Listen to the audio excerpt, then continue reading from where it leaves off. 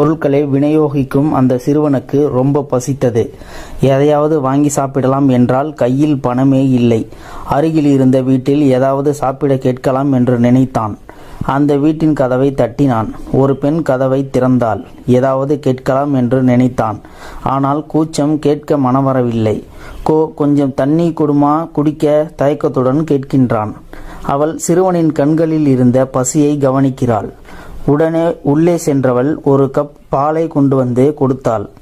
பாலை குடித்து பசியாறிய சிறுவன் கேட்டான், நான் எவ்வளவு கடன்பட்டிருக்கின்றேன் என்றான். கடனா? அப்படி ஒன்றும் இல்லை. அன்பான செயலுக்கு விலை எதுவும் இல்லை என்று என் அம்மா சொல்லியிருக்கிறார். அவள் சிரித்து கொண்டே சொன்னாள். ரொம்ப நன்றி. சிறுவன் புன்னகையுடன் கடந்து சென்றான். ஆண்டுகள் கழிந்தன. கஷ்டப்பட்டு முட்டி மோதி படிப்பை முடித்த அந்த சிறுவன் மருத்துவம் படித்து அந்த நகரிலேயே மிகவும் பெரிய டாக்டராக ஆனான். அந்த சமயத்தில் அந்த பெண்ணுக்கோ ஒரு கொடிய நோய் வந்தது. அவர் பணியாற்றிய மருத்துவமனையிலேயே அவளும் அனுமதிக்கப்பட்டிருந்தாள். அந்த டாக்டரிடமே அவளுடைய பரிசோதனையும் வந்தது. மெடிக்கல் ரிப்போர்ட்டில் அந்த பெண்ணின் ஊர் பெயரை பார்த்ததும் அவளுக்கு ஒரு சின்ன மின்னல். விரைவாக வார்டுக்கு போய் அந்த பெண்ணை பார்த்தார். அவள்தான் தனது பசியாற்றிய அந்த தாயுள்ளம்தான். அன்று முதல் தனது அத்தனை உழைப்புகளையும் கவனத்தையும் செலுத்தி அந்த பெண்ணுக்கு சிகிச்சை அளித்தார். நீண்ட சிகிச்சைக்கு பின்னர் அவள் குணமானாள். பல லட்சங்கள் செலவானது. மருத்துவமனை அந்த பெண்ணுக்கு ஒரு நீண்ட பில்லை அனுப்பியது.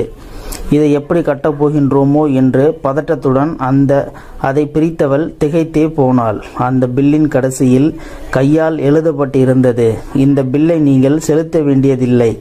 ஒரு கப் பாலில் உங்கள் கடன் முழுவதும் தீர்க்கப்பட்டுவிட்டது. இது நன்றி சொல்லும் நேரம். அவளுக்கு கண்கள் பனித்தன.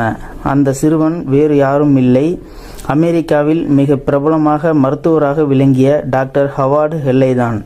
இந்த சம்பவம் 1858 ஆண்டிலிருந்து 1943 ஆண்டுக்குள் நடந்த ஒரு சம்பவம்.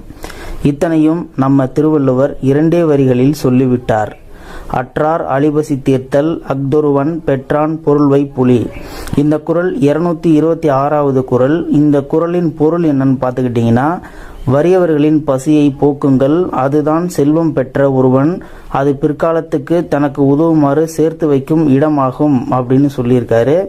இப்போ நம்ம பெரியோர்கள் என்ன சொல்றாருன்னு பார்த்துக்கிட்டிங்கன்னா, பந்தியில் இருப்பவர்களுக்கு ஒவ்வொன்றையும் கேட்டு கொடு, பசியோடு இருப்பவர்களுக்கு எதையுமே கேட்காமல் கொடு அப்படின்னு சொல்லி நம்ம பெரியோர்கள் சொல்லியிருக்காங்க. இந்த வீடியோ பற்றின கருத்துக்களை கீழே இருக்கிற கமெண்ட் செக்ஷனில் மறக்காமல் சொல்லுங்கள். இந்த வீடியோ பிடிச்சிருந்தா ஒரு லைக் பண்ணிக்கோங்க. இந்த வீடியோவை முடிஞ்ச அளவுக்கு உங்கள் ஃப்ரெண்ட்ஸுங்களுக்கு ஷேர் பண்ணுங்கள். இது போன்ற தகவல்களை நீங்கள் தெரிந்து கொள்ள நம்மளுடைய சேனலை சப்ஸ்கிரைப் பண்ணிக்கோங்க. மறக்காமல் பெல் சிம்பிளையும் கிளிக் பண்ணிக்கோங்க. நன்றி, வணக்கம்.